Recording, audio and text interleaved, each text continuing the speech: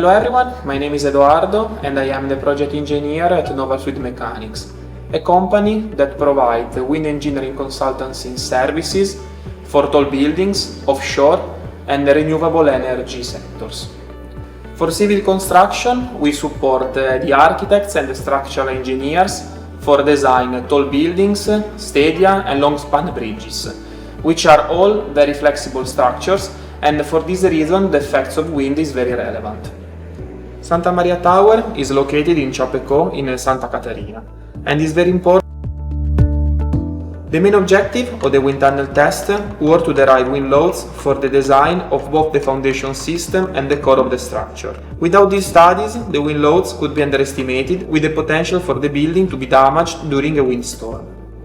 The wind loads on the facade system, including the cladding and windows, was also calculated based on the results of the wind tunnel test to ensure that all windows would be designed for safety. The cost. Finally, as all tall buildings are susceptible to wind-induced motion in severe storms, the response of the tower was assessed to ensure that there was no comfort for the occupants of the buildings, even at the highest occupied levels. So, what did we do? We started by designing the wind tunnel model. From the drawings that we have received, we produced a scale model, in this case 1:400, which is suitable for 3D printing. We use this technique because we want to achieve the greatest possible accuracy, and especially when considering all the small details that are very important for the wind. Our drawing would also contain the location of the instrumentation. In this case, Santa Maria Tower was instrumented with approximately 350 pressure sensors, distributed across the facade of the building. We also need to prepare a 3D drawings of the buildings that surround the tower, because their effect could be very significant on our measurements. In particular, nearby buildings could shelter the tower, reducing the wind loads, or could have the opposite effect. This is the wind tunnel model of Santa Maria, and the facility that has been used is the Giovanni Solari wind tunnel of University of Gênova. The wind tunnel has a rectangular test section, which is 1.7 meter wide and 1.35 meter high, and has a maximum speed of 30 meters per second. The tunnel is closed circuit, which means that the level of turbulence is kept very low, and the quality of the flow is very good, which is particularly important for testing of civil structures. We have essentially 3 different test locations, one used for bridge aerodynamics, one used for measuring wind loads on bridges, and one used for measuring wind loading on tall buildings and large roof structures.